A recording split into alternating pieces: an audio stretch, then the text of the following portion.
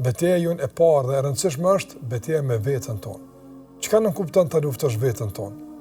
Nëse është pak absurde njeriu me luftu vetveten. Të luftosh anët e errta, të luftosh egon, të luftosh atë epshin e brendshëm i cili nuk vepron me udhëzimet e arsyes, nuk vepron i ndriquar nga udhëzimet e besimit, por vepron nga teket, nga kërkesë, nga joshjet e përkohshme, që shpeshherë mund të jenë me pasoja të rënda, me pasoja të dëmshme për njeriu. Andaj duhet me luftu këtë epsh. Deri në çfarë masi me luftu këtë epsh?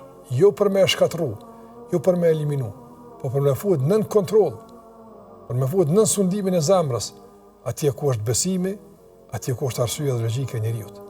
Kjo është betejë jonë.